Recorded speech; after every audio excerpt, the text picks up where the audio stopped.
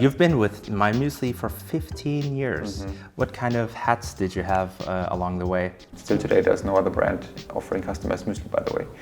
At least not in Germany. How did you take the decision to have this rebranding process? At some point, you have to do like a facelift, get the brand up to date, put it into modern times.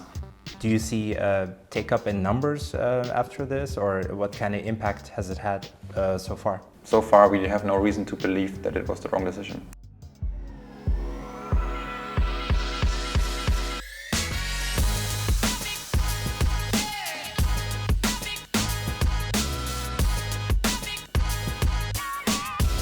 Hello and welcome to yet another episode of the e-commerce Germany News Podcast.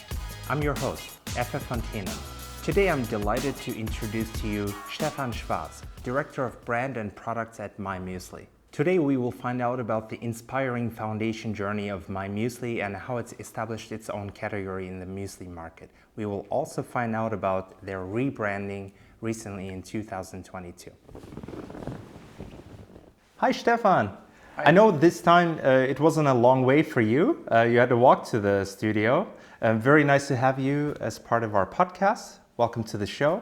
Go ahead, please introduce yourself. Thanks so much for inviting me. I'm Stephan. I've been working for MyMuesli for 15 years now, actually, and I take care of the branding and products team. So I have actually two separate teams, one taking care of the brand and one taking care of the physical product development. So everything around muesli, porridge, snacks, tea, and all the products we have, not the digital product, which is the website, for instance. How many direct reports do you have? Right now it's 15. 15? Yeah. Oh wow, that's a lot of people from both teams. Yeah, and you've been with MyMuesli for 15 years. What kind of hats did you have along the way? Oh, many. Well, I started as an intern actually during my studies in Passau. And back then the company was like, I don't know, maybe 10 people in the office, not even, and some people working in our production, because we've always been producing the muesli ourselves in Passau actually. And yeah, back then you did everything which had to be done in a startup, from product development to photo shootings to opening the first pop-up store to whatever. Mädchen für alles. Mädchen für alles, kind of, yes. Yeah, but then I started to tap more into the store business actually. We opened our first store 2 years after we've been founded in 2007. In Passau, it was a small cafe. Before that, everything was pure online. Yeah, pure online. And it was just a little cafe where we sold some cafe and some muesli. Yeah.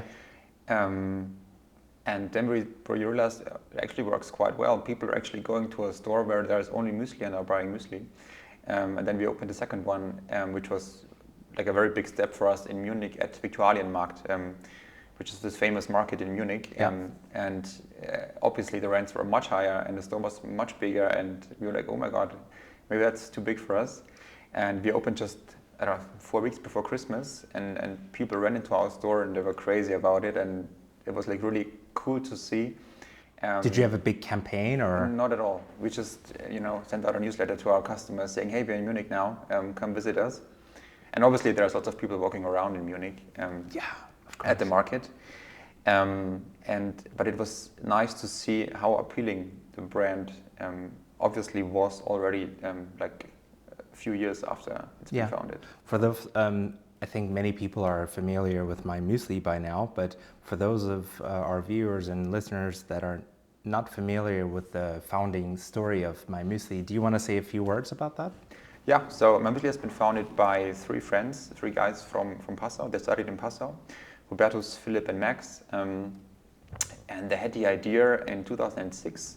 They've been in the car on their way to a lake in the summer, and there was this radio spot about muesli, and it was really bad. And they were like, can't we do that spot better? And then they thought, yeah, but maybe we can even do muesli better. And then they drove not to the lake, but to a supermarket. And they tried to find their favorite muesli. And they couldn't, because each of them was like, no, this has raisins, this has too much chocolate, too much sugar. There's always been something wrong with the products available. And then they thought, let's just make it better. And how great would it be if everyone could mingle their own muesli online of the best ingredients that we can find. Customized muesli. Customized. And it took them 1 year to get started because they studied actually. And yeah, 1 year after, MyMuesli was founded and went online just with one product basically, customized muesli, but already back then it was like a few quadrillion possible variations that everyone could make out of those ingredients. Yeah. It's also a complicated manufacturing process probably behind it, right? Well, it was all done by hand back then. So actually they were standing at night and at the weekends in the very little production site in the city center of Passau actually, on the first floor, which didn't make it easier as well because they had to, put everything, all the raw materials up the stairs. There was no elevator. And then they stood there mingling the ingredients together depending on what customers wanted. Wow. So it was very hands-on and still is at the beginning. But 15 years later, many years later, how is it now? Like everything is automated by Chinese robots or? No. It's still very hands-on. I mean, there's a machine now, the first muesli mixing machine in the world probably, which can really mingle every single wish that a customer has. Wow. So you choose your muesli online. You can also choose the design and the naming of the muesli. We try to automate a few processes, but still there's lots of people and hands needed actually in our production facility. How many people do you have working in the production facility? Well, in total we are 350 people. Yeah. In the company. In the company. Yeah. We're like 50 people here in Berlin in the marketing and product development team. And in the evenings they're putting muesli in the box. We did that before, but it's quite a long way from Berlin to Passau, so it's not so easy. Yeah, and in Passau is the rest actually. So everyone working in production, in accounting and stuff like that. Yeah. So you have a huge marketing team. 50 people. Yeah, don't know if it's huge, but it's proper. Yeah. You could always have more. Yeah, right? you could always have more. Yeah. Okay, so but for you, like, why MyMuesli? Like, how did you find out about them, and why did you want to work at a muesli e-commerce shop? Well, back then in Passau, I was studying as well when the three guys founded MyMuesli. Obviously, it was all about in the news in Passau, that this new startup that was pretty hyped from the beginning, actually, in the media, was there, and obviously it was very appealing for a student like me in marketing to work for that company. Yeah. And I decided to do so. And actually I just wanted to stay for 3 months and then move away from my master degrees or so. But I didn't, because it was just too exciting to work there and to stay there. And then when I finished my studies actually, 3 of us, including one of the founders, Hubertus, we decided to move to Berlin because it was quite hard to find enough people in marketing, for instance. In Passau, not so many people are living there, just like 50,000. So that was quite a challenge, and so we had to move to a big city, which we wanted anyway. So that was actually perfect, and we decided to go to Berlin. Back then, Berlin was different. And all 3 of us didn't know. Not a failed state yet? Yeah, we didn't know it very well. We knew Munich or Hamburg, for instance, better, but the rents were just cheaper here in Berlin, so we decided to move here. Yeah. Now things have changed, but we still love it. Yeah. Fantastic. And also, you mentioned it was like cool to work for MyMuesli back in the day. How do you see the shift in your company culture over the years? You feel like it's still kind of a similar place as you started, or has it really evolved in a certain way? It has evolved, and also changed. I mean, it's quite natural, I guess, after such a long period of time, and you grow in the company, you grow with your team. You also, like, if you're not, everyone's not at the same place anymore. Before we've all been in Passau in the small office, you could talk to each other all the time. Now we are in Passau and Berlin, so there's like this, 2 locations. And also, if you grow, you don't know everyone working there so well anymore. You don't spend time in the evening with everyone. And it has some advantages and disadvantages to grow up a bit. But I think, there's not only me who has been there for such a long time. There's actually a few people who survived that long and still have fun working at MyMuesli. So I think that's a really good sign for the company culture. And yeah. So you started with the customized muesli, right? And then along the way, you added other, like you diversified your portfolio. Yeah. How did that go? Well, the first step was actually to offer pre-mixed muesli, which was not the basic idea. So because the idea was that everyone could mingle their own muesli, but then we looked into the data and found out what people like to mingle actually. Yeah.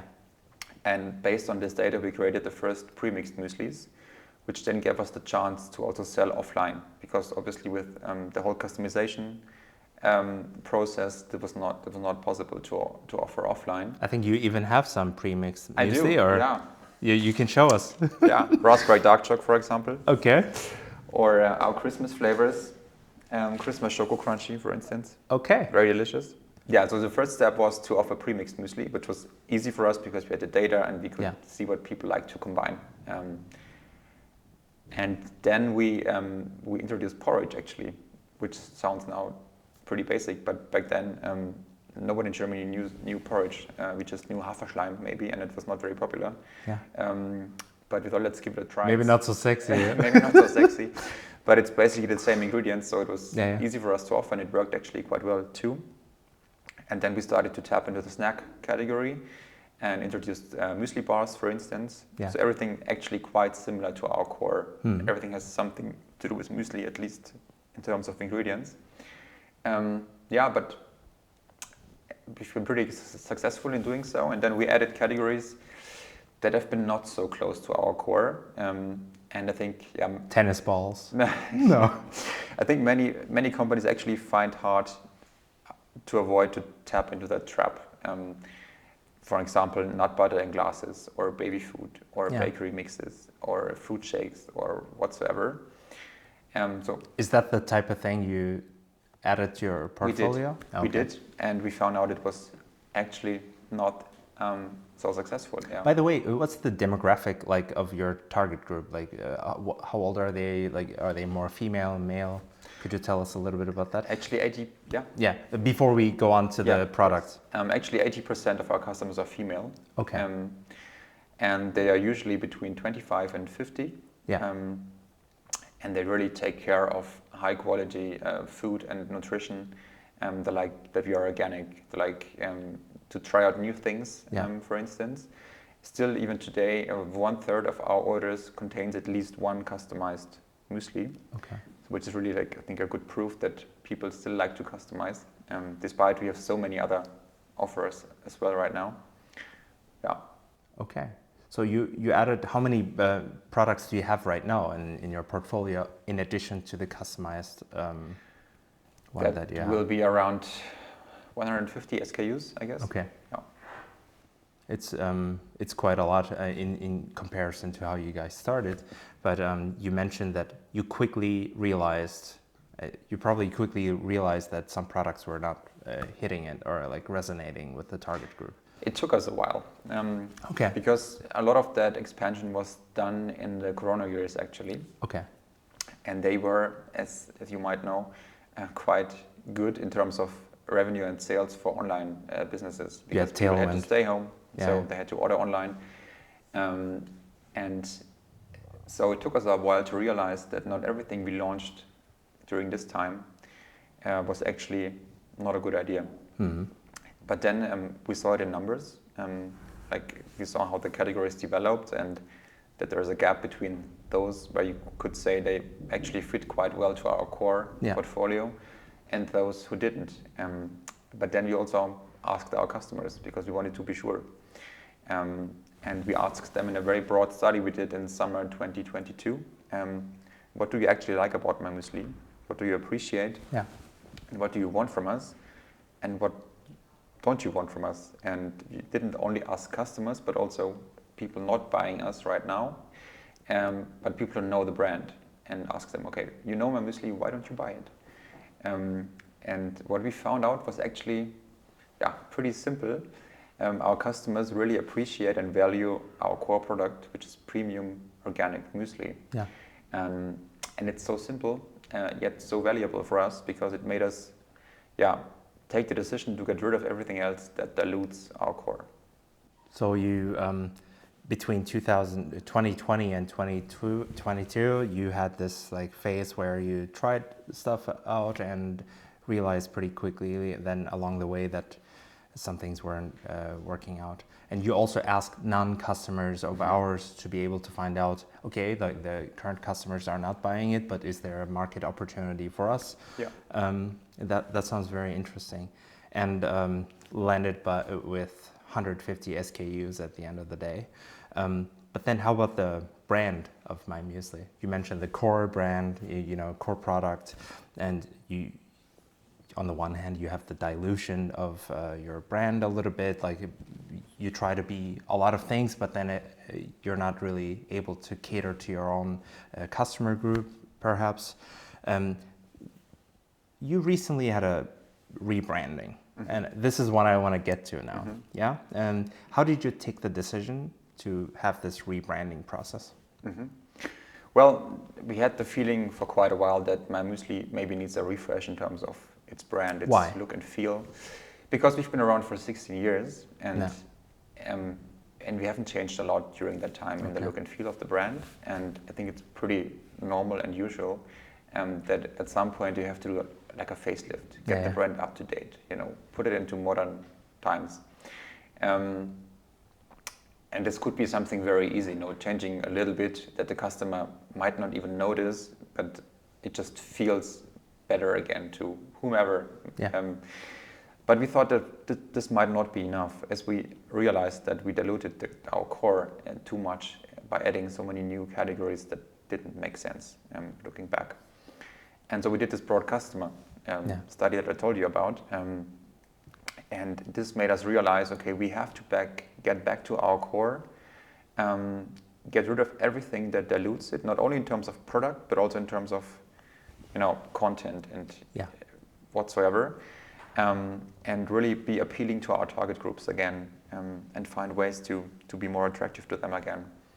And so we decided to hire an agency and really look into the results of this customer study deeply, and take decisions out of that, what we want to change about the brand to find back to our core. What's the main way you communicate with your customers? The newsletter, or like to ask them questions, for example, for the existing ones, I mean? Yeah, if you want to ask them questions, we do it via email and also via social media.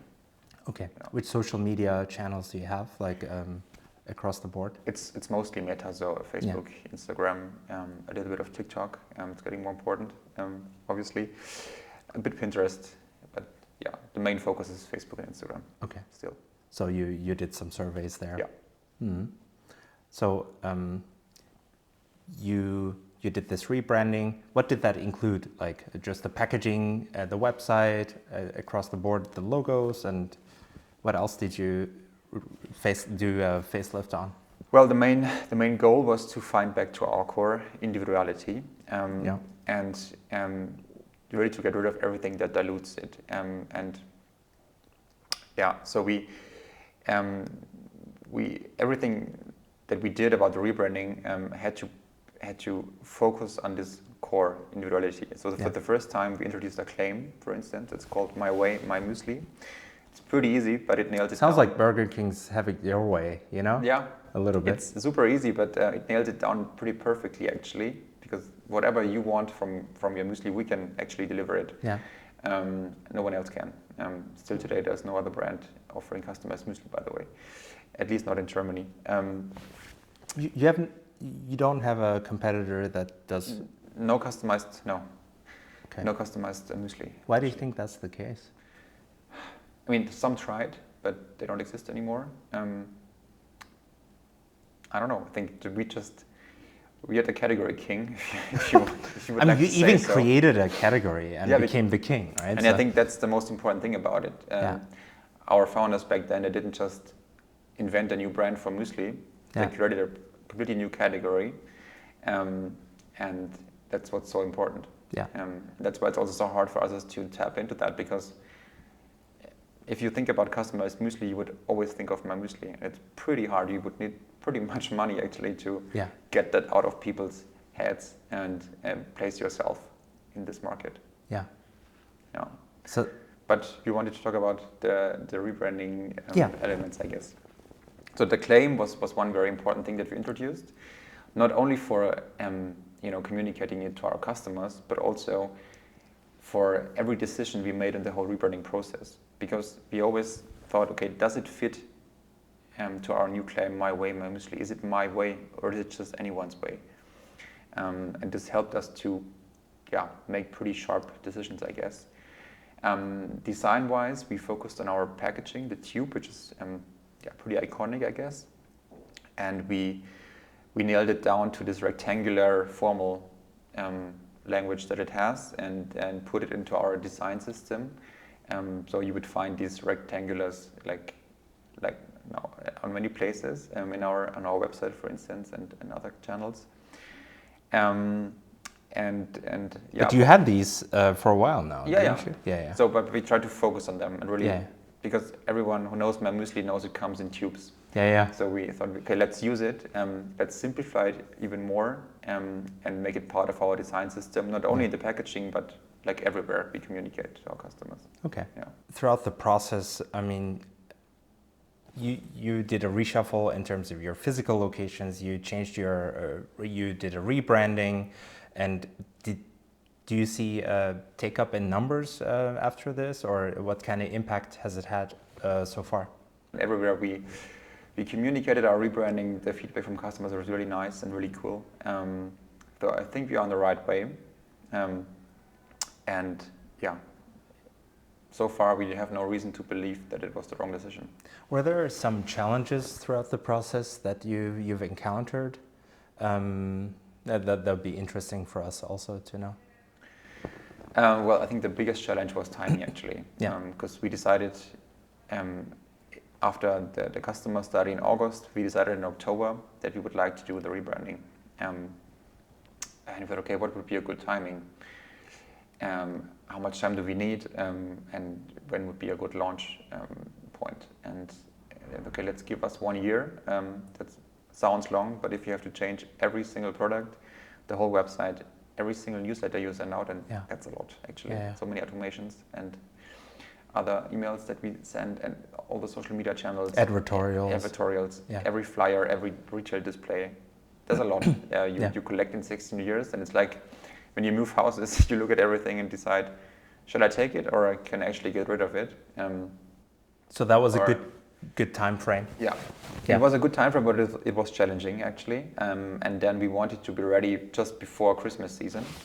So we wanted to launch in September, October 2023. And this was a pretty hard cut for us, because all the Christmas products,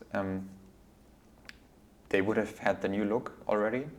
So obviously we wanted to have everything else in the new look as well, and not mix looks on our website. And you wanted to make a switch. We wanted to make the perfect switch. So. And we actually made it. And the key obviously was good project management, because otherwise, you wouldn't have been able to coordinate. Like every single role in the company had to work hand in hand on this achievement. Otherwise, it would not have been possible. And this worked actually quite well. But your role is a key role, because you have the product team and you have also the brand team working hand in hand, and right? That's true, but I mean also everyone else, the whole online team. I mean, they need to change the website and the ads and everything else, and the retail team, they have to communicate to our retail partners, hey, there's something new coming up, please be aware. And the production team, they had to plan when do we sell out of the old packages and use the new ones, and it has so many implications on every single level. It's been a lot, actually. If you had a chance to go back and do some things differently, what would you do differently? At some point it might have been nice to ask our customers on the way, look, this is what we've developed. Are we on the right way? Have we made the right decisions? And we didn't, because including that into our process, we would have needed much more time and also money to maybe change it up again and stuff. So we relied pretty much on our agency, Partners Creative Consultancy. They did a great job on that, and also our own gut feeling, if it was the right decision or not. But yeah, it might have given us like more security to that we are on the right track, because we always relied very much on our customers, and at this time we asked them at the beginning, but then not on the way again. But you said you rely on your customers a lot. What kind of feedback culture do you have with them? Like, how often do they get asked for their feedback? Could you tell us a little bit about the feedback loops? Yeah, so we basically have our MPS. So if you order with us, you would get an email that asks you about your overall experience with our brand, like the web shop and shipping and the product itself and stuff. Yeah. And then also we ask you specifically about certain products.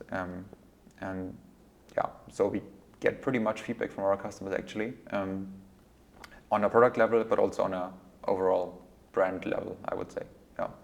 Do you have any really exciting, like interesting feedback points that came across that completely surprised you, or like someone that actually customers using your products in ways that you didn't know about, or like just surprising insights? Well, customers, what they tell us sometimes is that they use our tubes to place it in the kitchen and put other things inside, like cheaper muesli or pasta or whatever, which is actually quite nice, if you have a brand and a product that people like to place in their kitchen. Outside. Did they ask you if they can buy the muesli box, which is empty or something? Meanwhile, we do sell like tubes out of like porcelain or stuff or metal that you could use for such purposes. Yeah. Like sustainable? Yeah. Oh, okay. Yeah. Interesting. That is pretty interesting, but also pretty nice, I guess. And people also tend to, like to tell us, I would say, that what we should focus on. For instance, we asked them a few months ago about another product category, and like some people are answering, please guys, can you just focus on muesli? You do it best, and I don't want to buy any other muesli, but just do muesli and not anything else. How about market expansion? I mean, you guys are in Germany, as far as I know. Do you have any other markets that you tap into? We have Germany, Austria, Switzerland. We also have the Netherlands and France. Is it the same name, MyMuesli? It's the same name. Okay. It works pretty much everywhere. Yeah. And in Europe, I mean, not in every country people like to eat muesli. So if you go south, Italy, Spain, they eat biscuits for breakfast. I think just espresso or so, at least not so much muesli. So it doesn't make so much sense for us to tap into that market yet. But obviously there is pretty much potential in Europe still. Yeah. I guess if at all, you would have to do a lot of awareness why people even like to eat muesli or something like that. You know what I mean? Yeah. But I can totally relate. Every time I love to eat muesli in the morning, and every time we go to Italy, we have the problem that it's just like biscuits on the table or espresso only.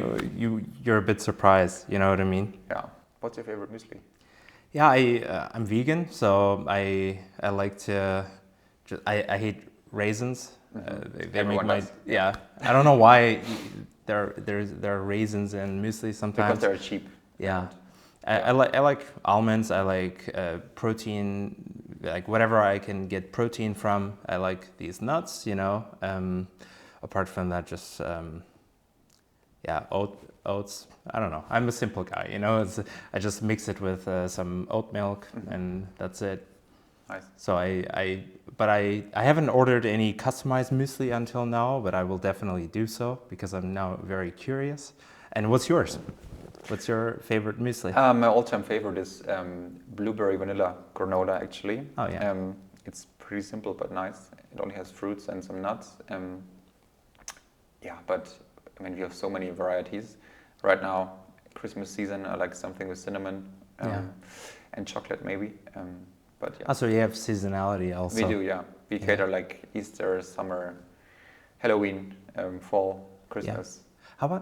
How about Black Friday, Cyber Monday? Is that a big thing with you guys? It is actually, yeah. Yeah?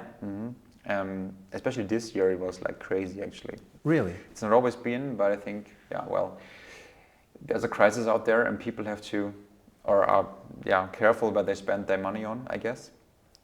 And I think that's might be a reason why Black Friday worked so well, not only for us, but I heard it from a lot of companies actually. Yeah. That it really worked super well this year. So did you have a massive discount, or did you spike the prices first and then? No, I'm kidding. You would never.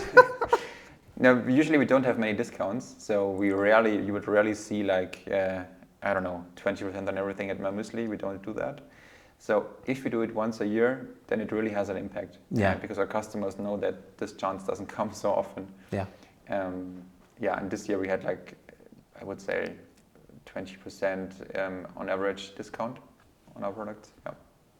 How about these? There are a lot of voucher platforms out there, like discount codes and everything. Do you guys do those affiliates, or? Yeah, we do. Yeah. Obviously, it would be better not to have to do it, but it's still pretty important to convince new customers actually to try your brand out for the first time. Yeah. And that's pretty expensive, but if you then manage to make them to regular customers, it still pays off. Yeah.